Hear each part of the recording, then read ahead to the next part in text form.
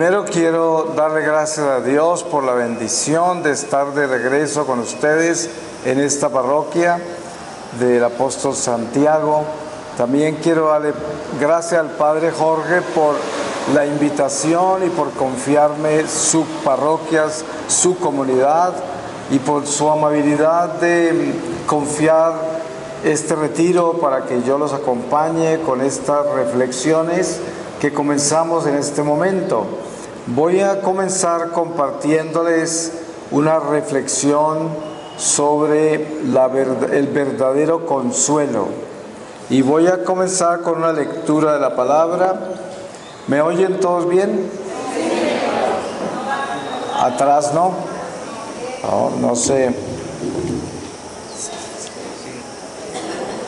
Voy a leerles del profeta Daniel.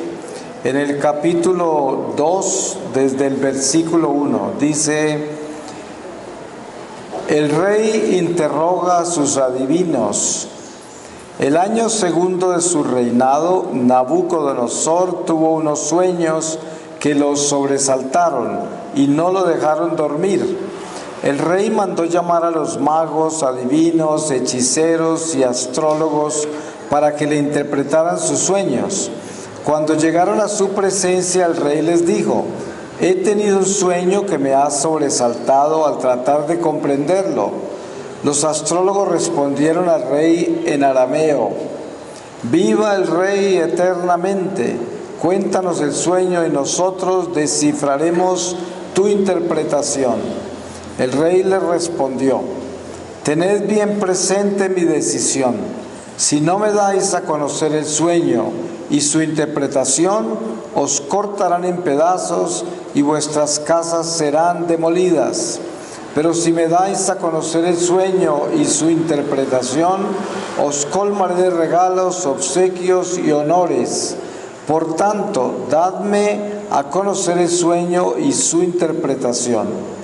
Ellos respondieron por segunda vez: que el rey nos cuente su sueño y nosotros descifraremos su interpretación. Pero el rey replicó: ya veo que lo que vosotros queréis es ganar tiempo, sabiendo que mi decisión está tomada. Si no me dais a conocer el sueño, una misma será vuestra sentencia. Os habéis puesto de acuerdo en decirme mentiras y patrañas mientras cambia la situación. Por tanto, contadme el sueño y me convenceré de que podéis darme también su interpretación. Los astrólogos contestaron al rey: no hay nadie en el mundo capaz de descifrar lo que el rey pide. Ningún rey, por grande y poderoso que fuera, ha preguntado jamás cosa semejante a ningún mago, adivino o astrólogo. Lo que el rey pide es difícil y nadie se lo puede descifrar, excepto los dioses que no habitan entre los mortales. Entonces el rey se enfureció terriblemente y mandó exterminar a todos los sabios de Babilonia. Una vez promulgado el decreto de exterminar a los sabios, buscaron también a Daniel y a sus compañeros para matarlos. Intervención de Daniel. Pero Daniel se dirigió de manera prudente y sensata a Arioc, jefe de la guardia real, que se disponía a ejecutar a los sabios de Babilonia. Tomando la palabra, preguntó a Arioc, oficial del rey: ¿por qué ha promulgado el rey un decreto tan severo? Arioc le explicó el asunto y Daniel se fue a pedir al rey que le concediese un plazo para descifrarle la interpretación. Daniel regresó a su casa e informó del caso a sus compañeros Ananías, Misael y Azarías, invitándoles a implorar la misericordia del Dios del cielo sobre aquel misterio, para que no pereciesen Daniel y sus compañeros con el resto de los sabios de Babilonia. El misterio le fue revelado a Daniel en una visión nocturna y él bendijo al Dios del cielo diciendo: bendito sea el nombre de Dios por los siglos de los siglos, pues suyos son la sabiduría y el poder. el hacer alternar años y estaciones, destrona y entroniza a los reyes, da sabiduría a los sabios y ciencia a los expertos. Él revela hondura y secretos, conoce lo que ocultan las tinieblas y la luz le acompaña. Te doy gracias y te alabo, Dios de mis antepasados, porque me has dado sabiduría y poder, has revelado lo que te habíamos pedido y nos has dado a conocer el asunto del rey. Luego Daniel acudió a Arioc, a quien el rey había encomendado la ejecución de los sabios de Babilonia, y les dijo: no mates a los sabios de Babilonia, llévame ante el rey y yo le daré la interpretación. Arioc se apresuró a llevar a Daniel ante el rey y le dijo: he encontrado un hombre entre los deportados de Judá con voz potente. A todos los pueblos, naciones y lenguas se os hace saber.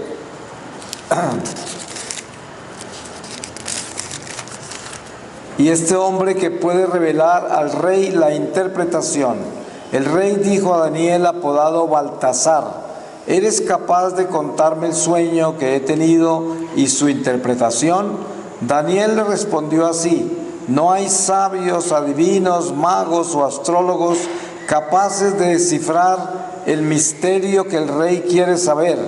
Pero hay un Dios en el cielo que revela los misterios y que ha dado a conocer al rey Nabucodonosor lo que sucederá al fin de los tiempos.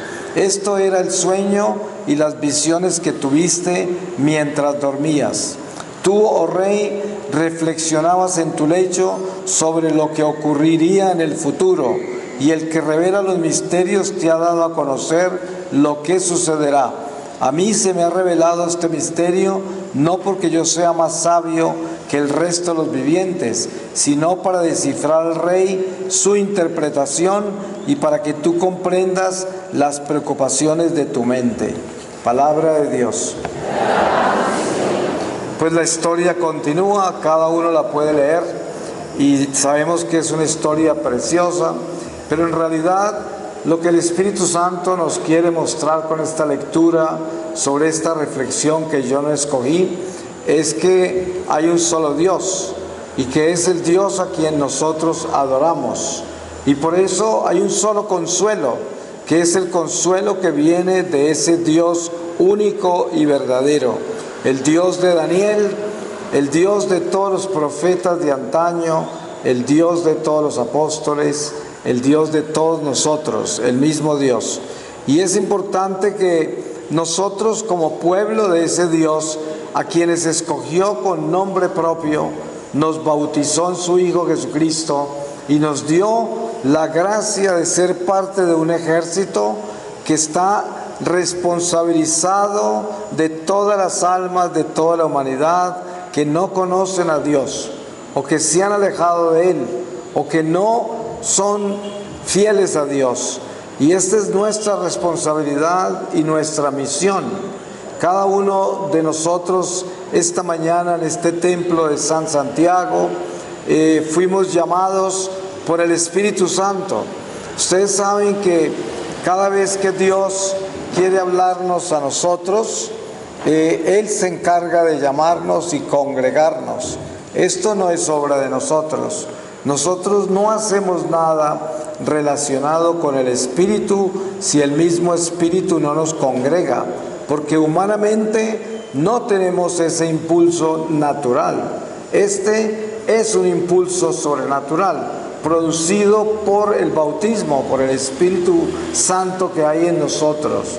Y miren que hace unos minutos estábamos en presencia de Jesús sacramentado, y esa presencia de Jesús sacramentado hace que todo lo que nosotros llevamos, como esas vasijas de barro que cantaba muy lindo la hermana que dirigía el rosario, esas vasijas de barro de las que habla San Pablo, nosotros con esa adoración al Santísimo, abriendo el corazón a Él, logramos que ese Espíritu que está en nosotros, ese Espíritu Santo, nos llene de esa paz y nos abra esta escucha para poder recibir del Espíritu Santo lo que Él nos quiere dar hoy en este retiro. Comenzamos con esta reflexión sobre el verdadero consuelo. Nosotros, por naturaleza humana, buscamos consuelo en las cosas naturales, en los seres humanos, en su afecto. Buscamos consuelo en alcanzar nuestras metas. Buscamos consuelo en tener una muy buena salud física, mental, espiritual. Buscamos consuelo en la prosperidad. Buscamos consuelo en ser admirados, apoyados, en que se nos abran las puertas para lo que nosotros buscamos. Ese es nuestro consuelo, normalmente.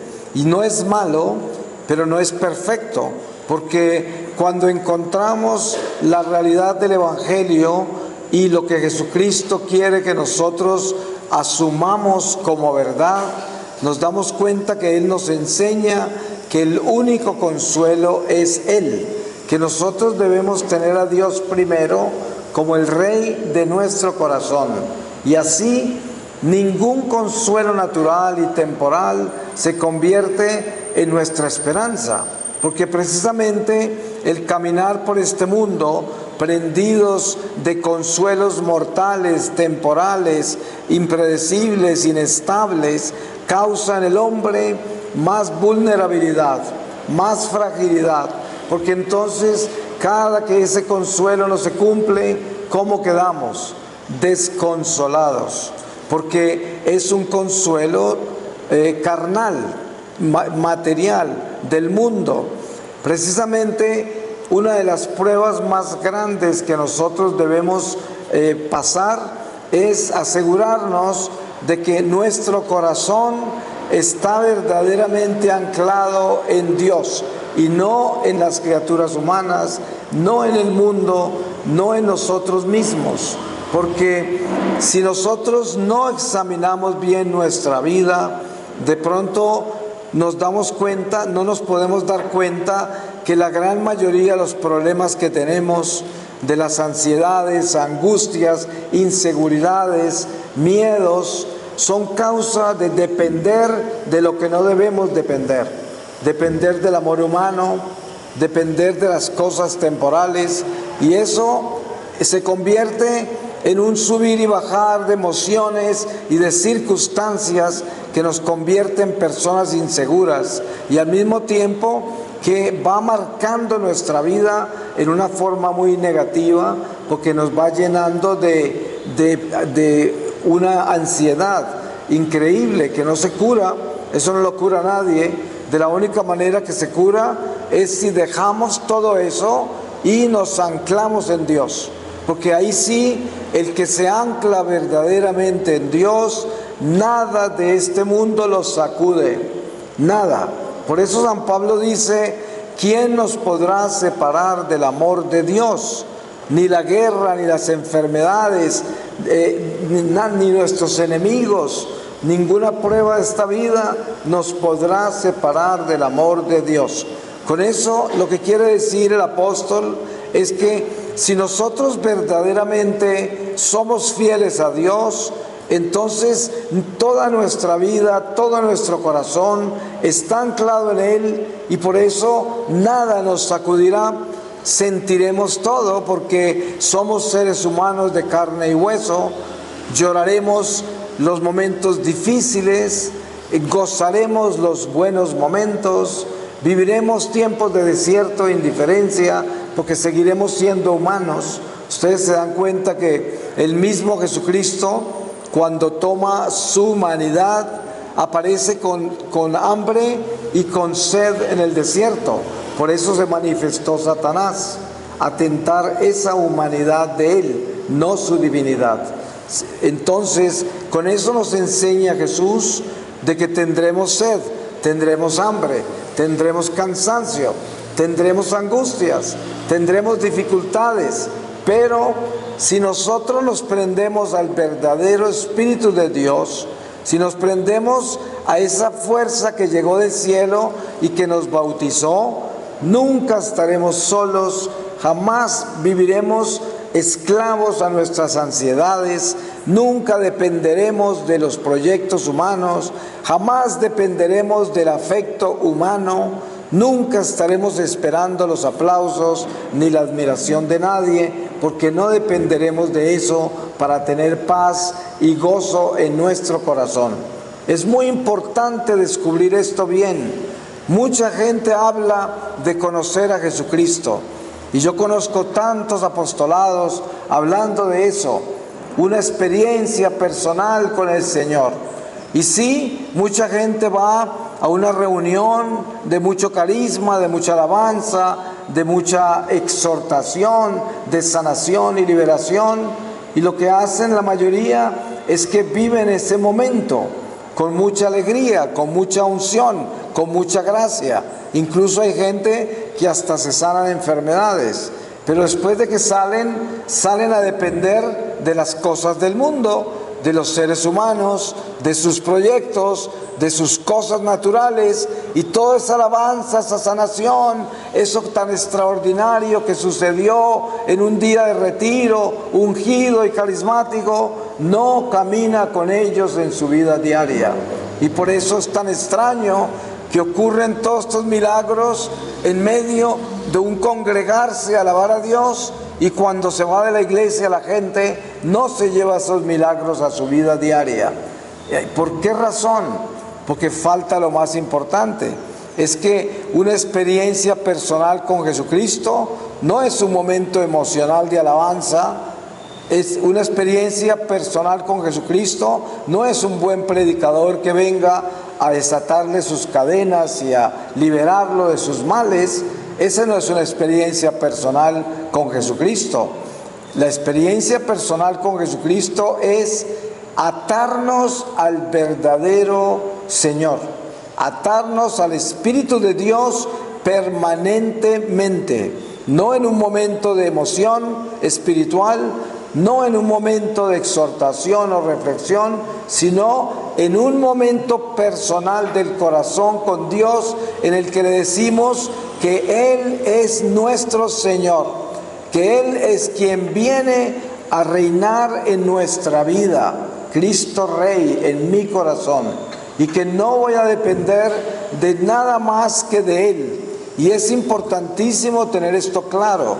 Ahora, cuando usted comienza a hacer eso, seguramente que no lo va a lograr llevar a su plenitud por un tiempo, porque esto es un adentrarse en Dios, es un ejercicio espiritual importante que se va dando a medida que usted se va convenciendo de que ese es su único camino y la única forma en que usted va a encontrar su verdadera libertad. Y por lo tanto, en esa forma encuentra su verdadero consuelo, el verdadero consuelo. Miren que la gran mayoría de la humanidad en esta civilización que nos tocó a nosotros vive sola interiormente, sola entre la gente. No importa cuánta gente tienen alrededor, están solos, porque nadie los satisface, nada los satisface. No hay nadie que les pueda llenar esos vacíos del alma, del corazón, porque están dependiendo de cosas vacías, de cosas que no tienen vida propia. Miren que los seres humanos mismos no podemos darle a otro ser humano lo que ese ser humano necesita para que llene sus vacíos. Eso no está en nosotros. Nosotros no tenemos eso. El único que tiene eso es Cristo, por medio de su Santo Espíritu, que nos puede llenar en plenitud nuestro corazón. Hay mucha gente que habla de la conversión, y qué linda que es una conversión, y qué importante que es una conversión. Pero lo que pasa es que tenemos que entender muy bien qué significa, de qué está hecha una conversión. Una conversión está hecha de una transformación del corazón, una transformación de la vida, porque no puede haber una conversión cuando hay incongruencias, cuando no hay coherencia, cuando la persona se vuelve muy religiosa, pero no camina con lo que está profesando, sino que es una contradicción. Eso no sería una conversión. Una conversión es cuando un ser humano se abraza a las gracias que ha recibido, como son el bautismo y todos los sacramentos que recibimos nosotros como católicos, y entonces camina con el Espíritu de Dios, asegurándose de que ha renunciado al pecado, de que ha renunciado al desamor con que ha vivido su vida, y que quiere caminar recto, atado al Espíritu de Dios, dependiendo solo de Él, convirtiéndose en luz. Porque precisamente cuando San Pablo habla de que nosotros somos ciudadanos de la luz, ciudadanos de la Santa Jerusalén del cielo, él habla de aquel ser que está transformado y que depende tanto de Dios, que tiene a Dios en su corazón como una lámpara que ilumina todo lo que lo rodea y por donde camina, a donde quiera que vaya, está iluminando todo porque está lleno de Dios y solo depende de Dios. Esa es una gracia inmensa para la iglesia, para la humanidad, para su familia, porque miren, no se trata de cuánto predicamos, cuánto hablamos de Dios, cuánto sabemos de Dios, a veces ni siquiera de cuántos dones tenemos. No se trata de nada de eso, se trata de cuánto es que Dios habita en mi corazón. De eso se trata, porque de nada nos ganamos con los milagros, con las cosas extraordinarias que ocurren en la vida. Mire, hay mucha gente que se asombra mucho porque hay una virgen llorando, porque le sudó aceite un crucifijo, porque pasaron cosas, y yo le digo a la gente, ay, sería mejor que esas cosas no les ocurrieran, porque cuando ocurren esas cosas es que el Señor les está mandando un campanazo para que se santifiquen, y si no se santifican, consideren que ese fue su último campanazo. Una señora en una oportunidad en Irlanda me dijo, Señor, cuando yo era niña, la Virgen se me manifestó y nunca más se volvió a manifestar. Y yo le dije, dele gracias a Dios que nunca más se volvió a manifestar, porque cuando uno recibe tanto, le van a exigir mucho y usted no tiene ninguna excusa para caminar torcido en su vida, porque entre más le exigen, más tiene que dar. Eso es así. Yo he tenido una experiencia muy trascendental a nivel místico, pero esa experiencia no hace que yo camine con mi pecho levantado, dándome de que a mí me ocurrieron cosas muy grandes. Al contrario, ando con los pies cuidadosos, asegurándome de no cometer ninguna barbaridad que ofenda a Dios o que le haga mal a nadie, sabiendo que yo conozco la verdad y que la verdad se me fue revelada en una forma extraordinaria. Por lo tanto, es una inmensa responsabilidad. Por eso Jesús le dijo a Santo Tomás, dichoso aquel que cree sin ver, porque estaba advirtiendo, no se trata de ver nada, no se trata de absolutamente buscar nada más que asegurarnos que Dios está en nuestro corazón y que nosotros dependemos de Él. Eso es todo, no necesitamos más. El que tenga eso tiene todo. Por eso San Pablo, al final de su vida, escribe una carta ya prácticamente despidiéndose y dice, he corrido la carrera, ya no soy yo el que vive, sino Cristo el que vive en mí. Se había cristificado, se había convertido en otro Cristo. ¿Pero por qué? Porque todo lo que él hacía, lo hacía para él, y toda su dependencia de su vida dependía solo de él. Y él así vivió su vida y estaba seguro de que ya estaba listo a entregar su vida al Señor, porque el Señor le había revelado que ya lo iban a matar. Estaba preso, él había estado preso muchas veces, pero todas las veces sabía que iba a salir, pero esta vez sabía que no iba a salir y sabía que ya iba a ser derramado en libación, como él mismo lo escribe con su puño y letra. Esta es una realidad importante de mirar desde nuestra vida cristiana, porque ¿qué significa vida cristiana? Vida cristiana significa ser de Cristo. Eso significa. San Pablo mismo dice, la voluntad de Dios es, nuestra santidad. ¿Y cómo se describe la santidad? Porque cuando nosotros pensamos qué es ser santo, pues pensamos no pecar, asegurarnos de amar al prójimo y le colocamos una cantidad de definiciones conocidas por nuestra formación de nuestra doctrina. Pero la realidad de qué es ser santo tiene que ver con asumir la realidad del Espíritu Santo en nuestra vida y asegurarnos que Dios habite en nosotros y que todo lo que hagamos lo hacemos con Él, absolutamente con Él. Ese es el caminar del santo. El santo siempre camina con Dios. La mayoría de la gente lleva la vida caminando a un lado y la vida va aquí caminando por el camino que Dios le trazó. Y llevan su humanidad paralela a esa a veces o a un lado. Y de vez en cuando las cosas se ponen muy difíciles, se meten entre la vida que Dios les dio. Es como si fueran dos personas. Por un lado vive la persona que va rumbo a Dios y por el otro la persona que vive de sus apetitos, de sus pasiones, de sus intereses. Y des en cuenta que esa persona que yo digo que va aquí al lado, que es la misma persona nuestra, separada en dos, es la que nos trae a misa, es la que nos arrodilla, la que reza un rosario, pero hay otra, que es la otra que es del mundo, la otra que tiene intereses materiales y mundanos y carnales. Entonces son como dos personas.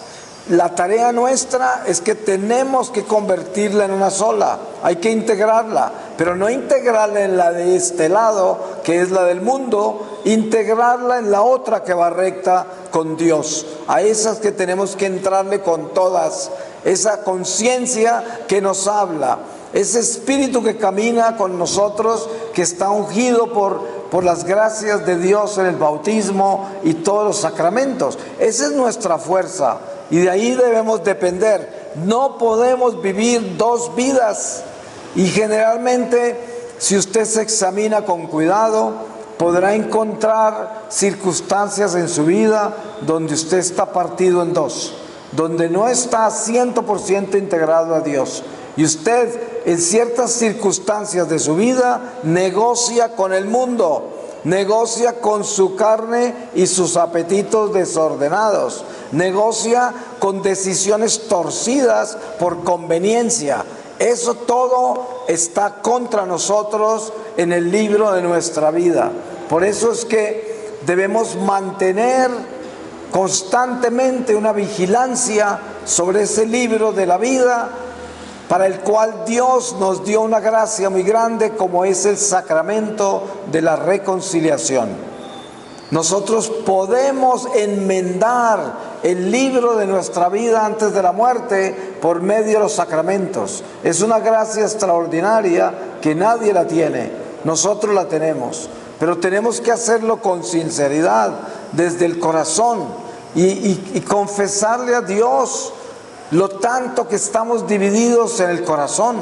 Cómo es que tenemos parte de nosotros en la carne y en el mundo, y cómo es que el alma camina casi con tristeza a nuestro lado, buscando que nos integremos a ese caminar en el Espíritu.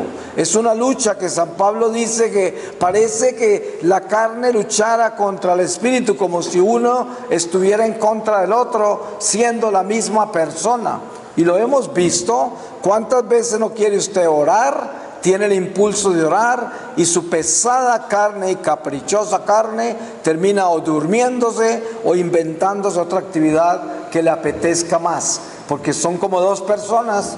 Pero nosotros tenemos que integrarnos, es importante, para que esa verdadera vida en Dios se convierta en nuestro verdadero consuelo. La mayor seña de que usted anda bien es cuando usted anda con gozo y con paz, sin importar lo que está viviendo en su vida. Esa es la mayor seña. Miren, las dificultades de esta vida, las enfermedades, cualquiera que sea la situación que usted viva difícil en esta vida, si usted verdaderamente vive en Dios, no tiene por qué quitarle su paz, ni su esperanza, ni su gozo. Por eso muchos santos han testificado que no podemos confiar en la fe de un cristiano que no está alegre, un cristiano que no tiene esperanza, que está desconsolado. Esa fe no está anclada en Dios, no puede estar. Miren que Jesús lloró por Jerusalén, lloró por Lázaro, Jesús lloró, pero ese llanto, esas lágrimas de Jesús eran lágrimas santas, eran perfectas. Pedro lloró desconsoladamente después de que negó a Jesús. Y también hay muchas lágrimas de los apóstoles en muchos momentos, pero esas lágrimas son lágrimas del Espíritu, no son lágrimas de desconsuelo. Son lágrimas del amor de Dios en las circunstancias del momento. Pero esas lágrimas no eran lágrimas de desesperación, porque siempre hubo allí algo muy importante, que es vivir en la voluntad de Dios.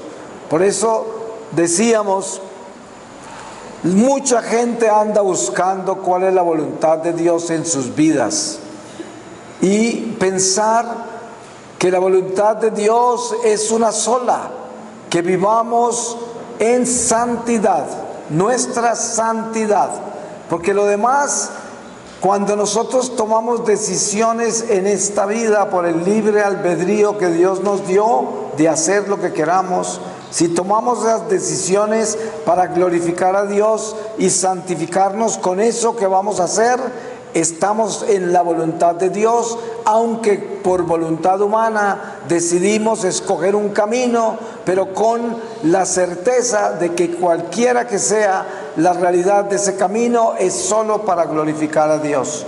Por eso Dios bendice todas las profesiones, todas las vocaciones de nuestra vida, siempre y cuando las vivamos para Él, para glorificarlo a Él. Un carpintero se santifica con su madera. Un zapatero se santifica reparando zapatos. Cualquiera que sea su vocación, su profesión, todo depende del amor con que lo haga, el espíritu de servicio, su honestidad, su entrega incondicional, su paciencia, tolerancia, compasión, caridad. Y todo esto son las virtudes que tiene una persona de Dios, una persona que camina recto con el Espíritu de Dios. Porque cualquiera que sea, ¿qué nos ganamos nosotros con escoger una vocación bien difícil como es el matrimonio, la vida religiosa, el sacerdocio? Esas son vocaciones muy serias porque envuelven compromisos radicales en los cuales nosotros hacemos votos ante Dios. Esas son decisiones muy grandes.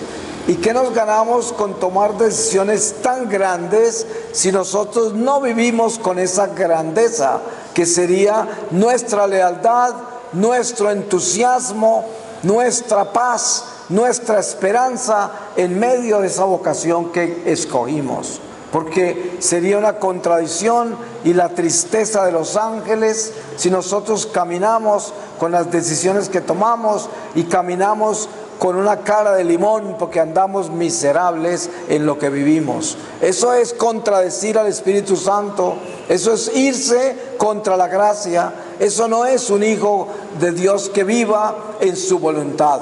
Ese es un hijo que vive en su voluntad humana, frustrado por sus expectativas, sus apetitos, su vida carnal, su naturaleza inferior.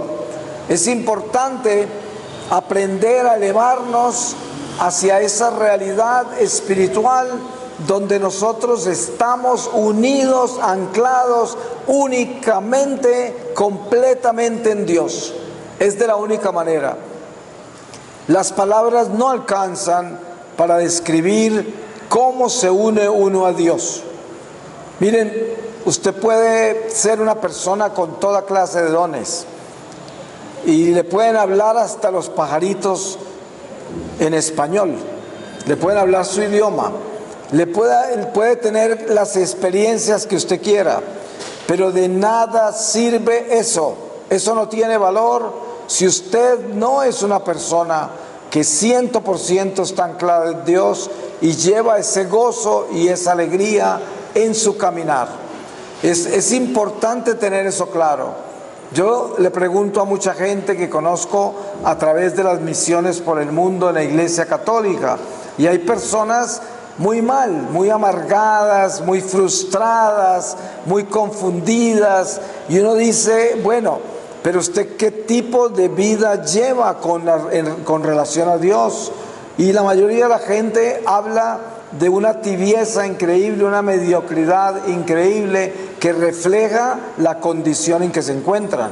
Porque si uno verdaderamente vive su fe anclado en la unión a Dios y la confianza en Dios, no tiene por qué vivir ningún altibajo extraño, no tiene por qué tener ninguna angustia rara, no tiene por qué estar lleno de miedos, no tiene por qué estar lleno de resentimientos y de venganzas, no tiene por qué estar lleno de avaricias y de apetitos desordenados. Y miren, todo eso que mencioné es humano y todos nosotros lo tenemos, pero eso no quiere decir que nosotros vamos a autorizar ninguna de las tendencias que tenemos en nuestra naturaleza humana para que actúen contra Dios, contra nosotros o contra el prójimo.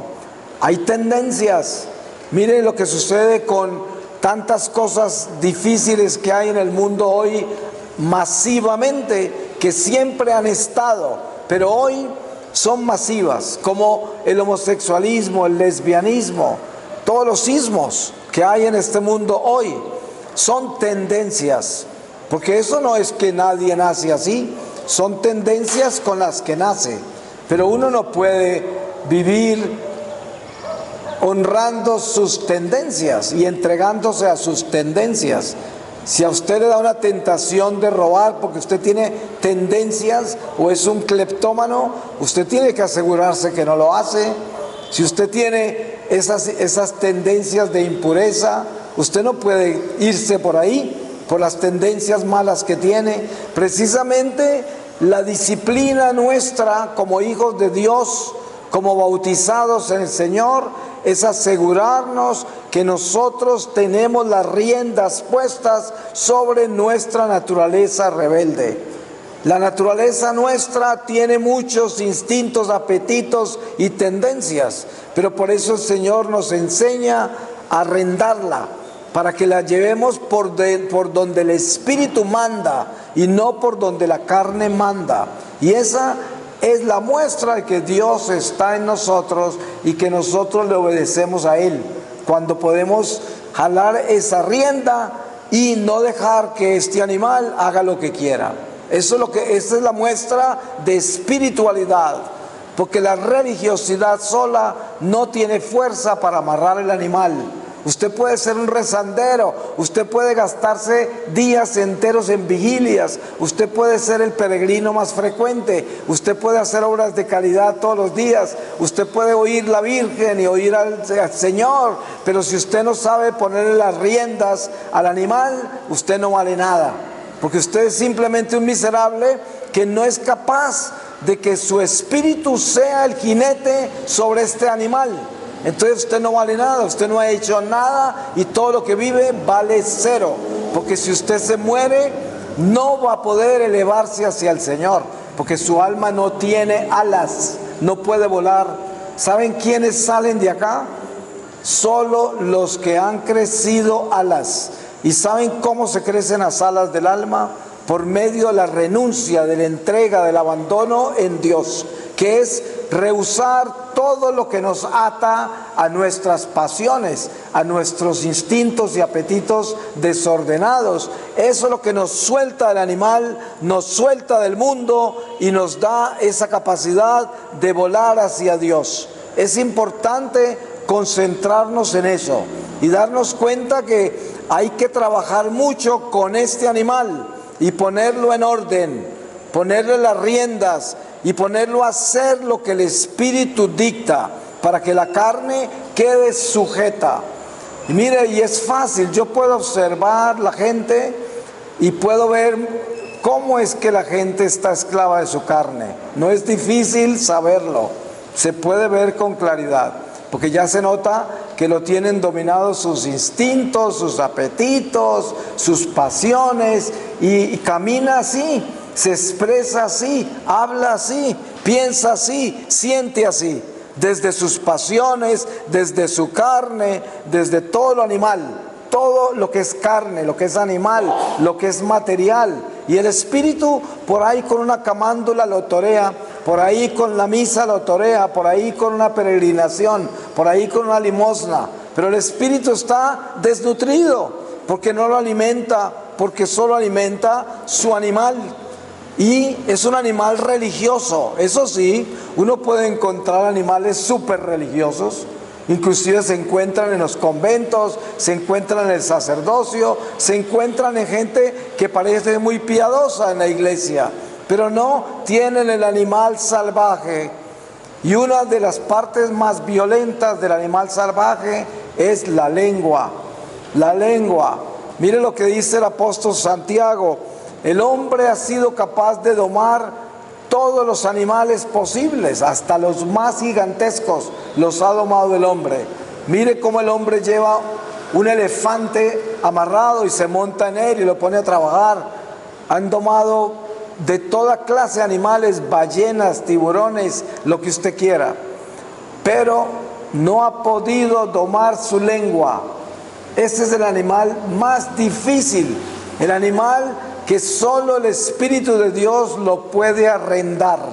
Por eso, si usted quiere asegurarse que tenga todo este animal bajo las riendas del Espíritu de Dios, usted tiene que unirse al Espíritu de Dios con hechos, no con religión. Religiosidad no da para nada. Por eso, en una oportunidad me estaba confesando yo con un sacerdote muy anciano en un santuario de la Virgen en Europa. Y al final el padre me dijo: mira, yo no te voy a poner ninguna penitencia. Yo no quiero que manejes esta confesión con ninguna religiosidad. Yo quiero que te vayas a cumplir el resto de tu vida como una penitencia. Y ese resto de tu vida es que le seas fiel a Dios y vivas solo para Él. Esa es tu penitencia. Y adiós. A mí me pareció increíble porque me la impuso por el resto de mi vida y me dijo que no me iba a poner una penitencia religiosa, ¿no? Y sí, es verdad, mucha gente se confiesa y le encantaría que le dijeran: hágase 500 Padre Nuestros, y se iría feliz a hacer los 500 Padre Nuestros, para que cuando los termine siga pecando. Pero no, eso no es lo que gobierna nuestra realidad con Dios. Lo único que gobierna nuestra realidad con Dios es la decisión que tomamos de unirnos a Él y ser capaces de ponerle riendas a este animal. En eso nos debemos concentrar. Este animal, si este animal no está bien arrendado, usted está perdiendo su tiempo y cuando se muera, usted no va a poder salir de acá. Hay muchas almas reposando sobre su cadáver en el cementerio, créanme, muchas, porque están apegadas a su cuerpo. Y entonces les cuesta mucho trabajo, si es que se salvaron. Las que se condenaron no están ahí en el cementerio sobre su cuerpo, ya se hundieron. Pero hay muchas almas del purgatorio que les cuesta mucho tiempo aprender a soltarse de su propio esqueleto, porque están tan prendidos a su carne, porque fue todo lo que hicieron toda la vida. Solo se prendieron a su animal, y cuando se murieron era todo lo que habían hecho. Vivir en ese animal, para ese animal, con ese animal, todo para el animal. Entonces al morirse, ¿dónde se quedaron? Ahí donde está tu tesoro, ahí está tu corazón. Por eso tenemos que asegurarnos que nuestro tesoro esté en Dios y no en nuestra naturaleza mortal. Usted no puede estar acampando en esta carne. Como dice San Pedro, esta es una tienda, que quiere decir una carpa, que quiere decir estamos acampando, estamos de paso, somos peregrinos. Esta no es nuestra casa y por eso no podemos apegarnos a ella. Tenemos que vivir en ella como quien está de tránsito. Por eso esta carne es temporal y es tan solo, como la llama San Pablo, una vasija de barro que lleva el tesoro, si es que somos fieles, el tesoro del Espíritu de Dios. Pues vamos a pedirle al Señor su palabra, para que en esta palabra sellemos todo lo que aquí hemos reflexionado. Y les voy a leer a ustedes de la epístola a los Hebreos, en el capítulo 13, desde el versículo 7, dice: sobre la fidelidad, acordaos de vuestros guías que os anunciaron la palabra de Dios, y considerando el desenlace de su vida, imitad su fe. Jesucristo es el mismo ayer, hoy y por los siglos. No os dejéis seducir por doctrinas diversas y extrañas. Mejor es fortalecer el corazón con la gracia que con alimentos que nada aprovecharon a los que siguieron ese camino. Tenemos nosotros un altar del cual no tienen derecho a comer los que dan culto en la tienda. Los cuerpos de los animales cuya sangre lleva el sumo sacerdote al santuario para la expiación del pecado son quemados fuera del campamento. Por eso también Jesús, para santificar al pueblo con su sangre, padeció fuera de la puerta. Así pues, salgamos hacia Él, fuera del campamento, cargando con su ignominia, pues no tenemos aquí ciudad permanente, sino que buscamos la futura. Por medio de Él ofrezcamos sin cesar a Dios un sacrificio de alabanza, es decir, el fruto de los labios que confiesan su nombre. No descuidéis la beneficencia y la comunión de bienes. Esos son los sacrificios que agradan a Dios. Palabra de Dios. Pues le damos gracias al Señor y lo bendecimos porque Él es misericordioso. El Espíritu Santo es muy puntual y siempre viene a decirnos exactamente lo que necesitamos escuchar en el momento que debemos escuchar. Pero como dice la palabra, si hoy escuchareis mi voz, no endurezcáis el corazón como en Meribá, cuando me tentaron, un pueblo maleado de incredulidad. Por eso debemos estar atentos y asegurarnos de escuchar al Señor cuando nos habla. Amén.